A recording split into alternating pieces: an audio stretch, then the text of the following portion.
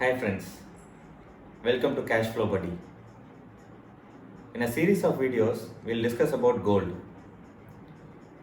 To start with, gold is considered to be the real currency of the world. What is a currency and why do we need a currency? In the olden days, when people used barter system, they exchanged goods or services among themselves. For example, if I'm a coconut farmer, I'll pay the wages in coconuts. And also, I'll exchange coconuts with other goods to fulfill my day-to-day needs. There are three issues with this system. Firstly, most of the goods were perishable. I can't store them for a longer period. Secondly, the quality assessment of each of these goods is very complicated. Thirdly, to transport and exchange these goods is hard. So people wanted one standard good that can act as good store of value and can be easily exchanged. The expectation from this item are it shouldn't be easy to create. For example, there was 100 units of this metal or item available. In next year, one guy shouldn't be able to create another 100 items. By that, people who already hold this item shouldn't lose 50% of their value. Secondly, this item shouldn't be perishable, meaning it should not decay or it should not lose its weight over a longer period. Thirdly, the maintenance should be easy, meaning it can't be gas, it shouldn't react with air or water. Fourthly, it should be easily transportable. If you take the element table, there are 118 elements. If you start removing the items that are gases, radioactive,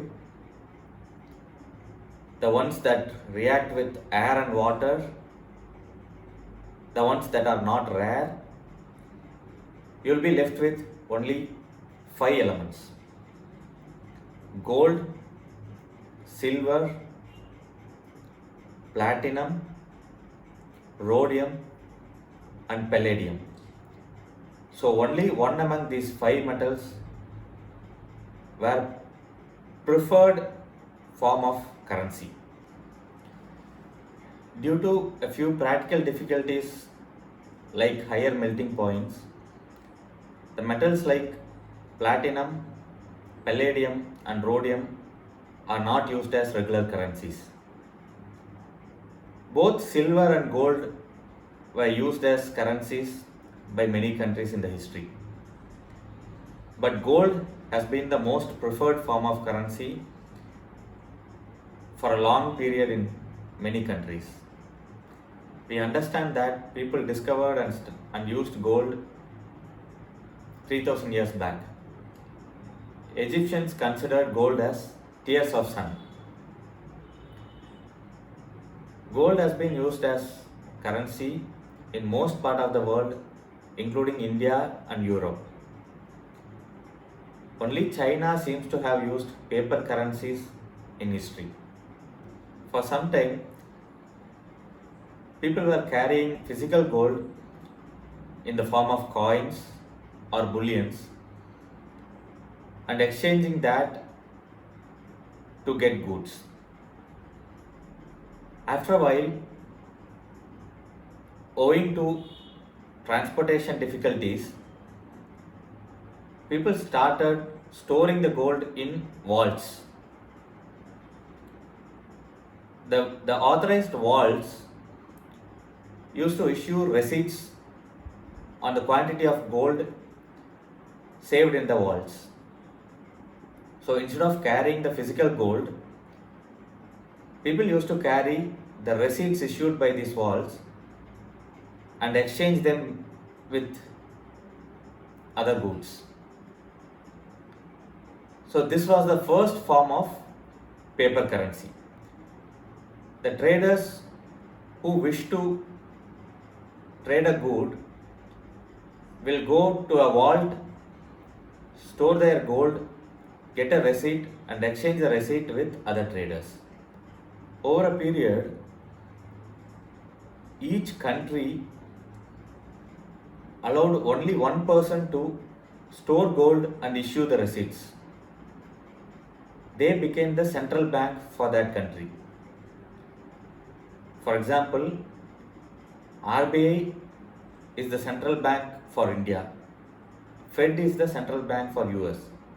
Like that, each country will have one central bank which stores gold and issues receipts. They are the only person to issue receipts. The central banks can't print receipts without storing equivalent quantity of gold. The foreign exchange between countries was handled through gold. This was the system till World War II.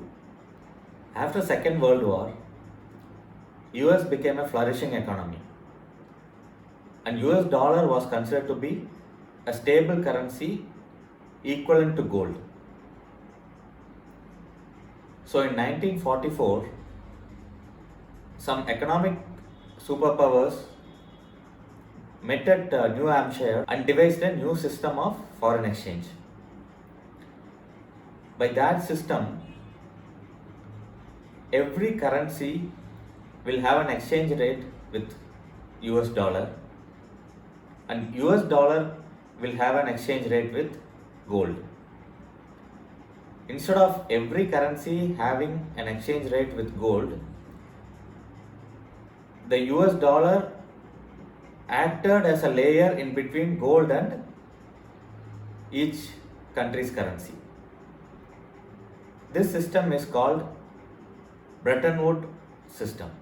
The Bretton Woods system was created after the Second World War at the Bretton Woods Conference in New Hampshire. The Bretton Woods system worked for a while. When some countries like France lost faith in US dollars, they started exchanging their dollars with gold. The promise is whoever gives some fixed quantity of dollars should get gold from US. This devalued US dollars a lot. So on August 1971, the then President of United States, Mr. Nixon, took US dollars out of gold standard. Far the strongest in the world. Accordingly, I have directed the Secretary of the Treasury to take the action necessary to defend the dollar against the speculators.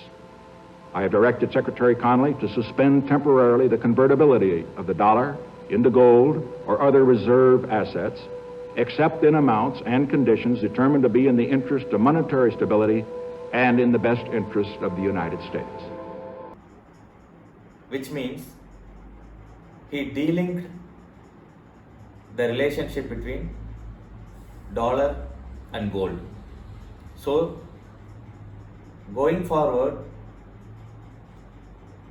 the US is not obliged to pay anyone in gold in exchange of dollars. This changed the world order ever since.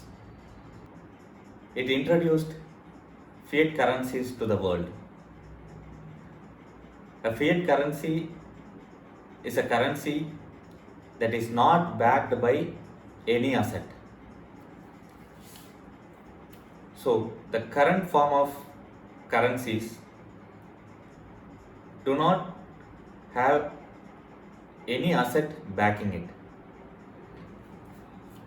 Have you ever wondered the governor's signature saying, "I promise to pay the bearer the sum of 100 rupees"? All that it means is, it is just a promise by the government. It is not backed by any physical asset like gold. The impact of this is, you can print as much as this currency without storing any asset. So this year, for example, there is 1 lakh crore worth of the paper money in circulation. The next year, you can suddenly print another 1 lakh crore and circulate in the economy. This will make people who held these paper currencies losers. Thank you. Please subscribe, share, and press the bell icon to get more updates from this channel.